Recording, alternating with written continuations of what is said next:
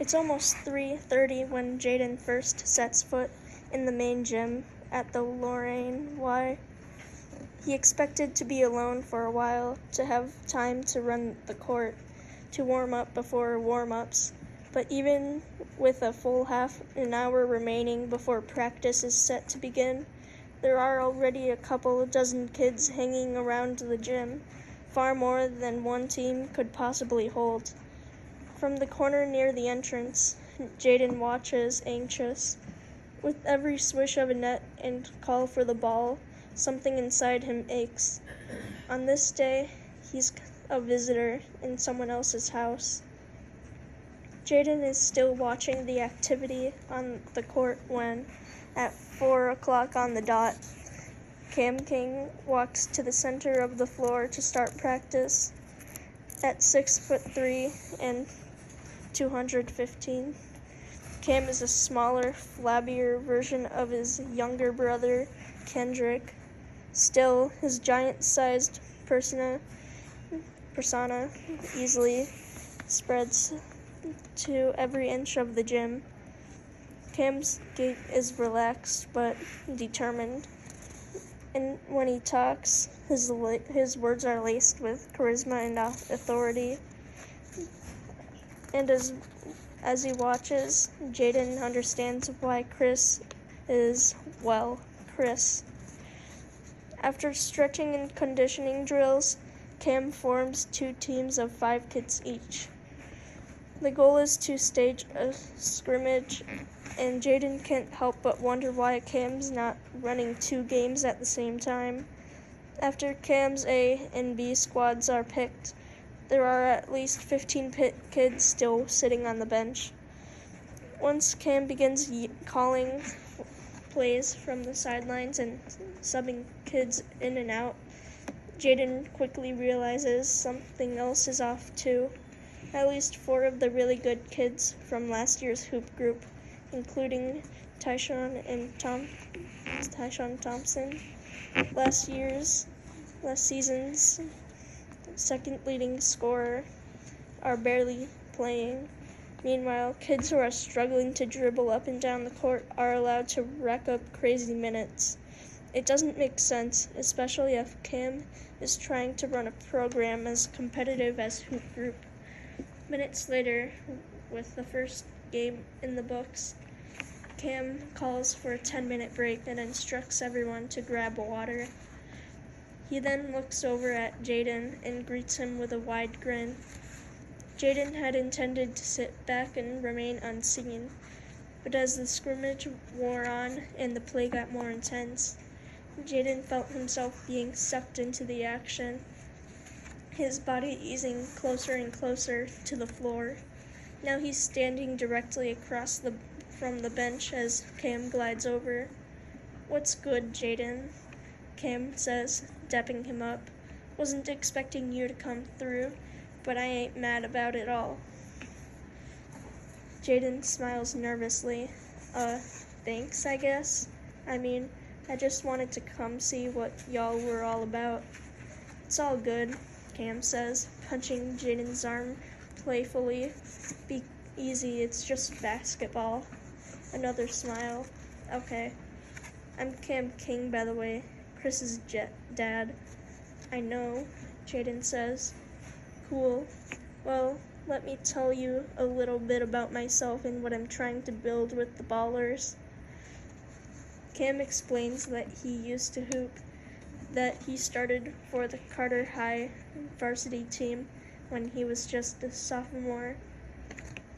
Jaden already knew all that. He also knew that Cam was never as good as Kendrick, that Carter High was maybe the 5th best program in the city, well below Willowbrook in the citywide standings.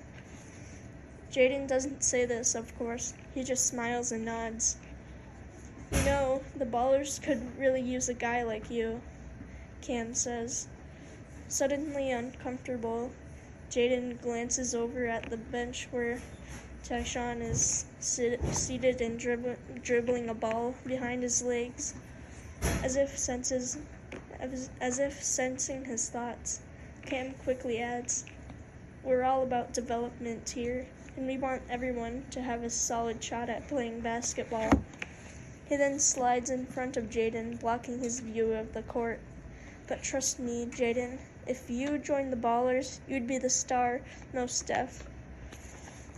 Jaden wonders where Chris fits into the equation, but before he can say anything else, before he can even ask why Chris isn't at practice that day, Cam makes one final plea. Look, since we're already a few weeks into the season, here's what I can do. I'm gonna knock $10 off the registration fee just for you. $190 instead of $200. You can't beat it, and you're the only one I'm giving this offer to. Jaden might struggle to remember dates and names in American history, but math has never been a problem.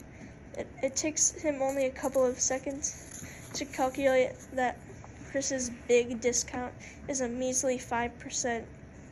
But Cam's enthusiasm is undeniable, and he is fawning over Jaden, begging him to join. It feels so good to be wanted, even if the whole situation feels a little shady. Thanks, Mr. King, but please call me Coach Cam. Okay, Coach Cam, Jaden says. Thanks for the offer. I really appreciate it. I just need to talk to my mom about it before I can say yes. Cam waves a hand. Of course. Just keep me posted and let me know if you have any questions or want to holler at your mom for you. I'm here whenever, and I'm happy to tell her more about the program. Jaden thanks Cam again and turns to leave. As he walks out of the gym, he thinks back to the conversation with Roddy on the blocks, how it's his responsibility to make his dreams come true. Jaden definitely has some unanswered questions about the Ballers, but his conversation with Cam still feels like a sure sign that the universe is laying out a special path just for him. Getting the entrance fee will be a stretch, even with the tiny discount, but he's sure his mom will understand. This is the belief that Jaden carries across town, past the boarded-up businesses, the dilapidated houses, the fathers begging for diaper money at the busiest intersections, and all the way back to Marsh and 17th. Unfortunately, as soon as Jaden gets home, as soon as he crosses the threshold into Graham's kitchen with the sweet cornbread baking in the oven and a giant pot of oxtail stew doing its thing on the stovetop, reality levels him with a devastating blow. I just don't understand, Graham says for the 12th time in as many minutes. You did every single thing that man asked you to do, and he just gonna fire you like that? Like you ain't got a son to feed? The feeling of dozens of needles tracing prickly lines up and down his spine forces Jaden straight up in his seat. It's bad enough that his mother just lost her job. Now Jaden feels like he's making the problem even worse. I don't know, Mama, Jaden's mother says. I just don't know. He said something about needing to cut back on expenses, and yeah, but you said you were the only assistant who got let go. Jaden's mother sighs heavily. For 4 years, she's been frustrated and underemployed. Now she's angry and worried, and most significantly, unemployed. That's what Layla in HR told me, but who knows, really, she says. She's just an assistant herself, but it ain't no telling what she's going on down there. Grams hoofs as she tugs on her favorite oven mitt, the one with the yellow flowers.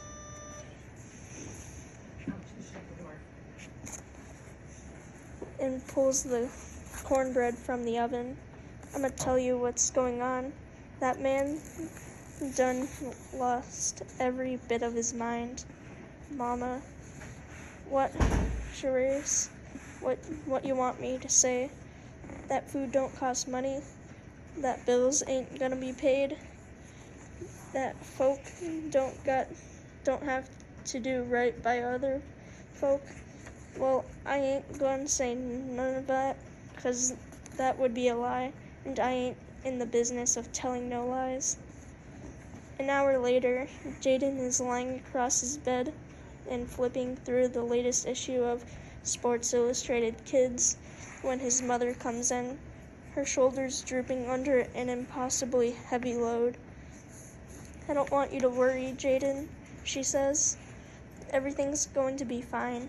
I'll make some calls tomorrow, and Grams is gonna look around too.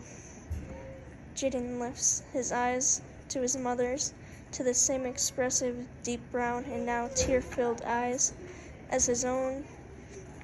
Jaden's mother had only 1 year of law school left when she had to drop out to take care of Jaden, and by the time he was old enough for daycare, it didn't matter that she had been in the top 10 in her class. By then, there were too many bills to pay and too many responsibilities to even think of going back to school full-time. Working for Bozeman and Baxter after Graymont closed was supposed to be a pit stop en route to finishing her law degree, but the work kept getting harder and the days longer, and his mom just got more and more tired. Now, even the money that was never enough is gone, evaporated like a double-digit Celtics' deficit with Bill Russell on the floor. Still, Jaden appreciates his mother's optimism. He knows that any lawyer would be lucky to have her, but he's also scared of how long it will take her to find another gig and what will happen to their family in the interim. As for Grams, Jaden knows that job options are slim for a woman in her 60s who can't stand on her feet all day. Grams is a former high school English teacher, and Jaden overheard her telling his mom that she might consider substitute teaching for a while. The only problem is that subbing is sporadic. You never know when you'll get a call, and the Carr household needs money they can count on. It seems to Jaden that his family is down to its last shot, with only seconds on the clock. This is the elimination game, the contest that will determine whether they get to play on or get sent packing. It's clutch time, and if Jaden is going to prove that he deserves the ball when the game is on the line, this is the time to do it, right now. All he needs is a plan.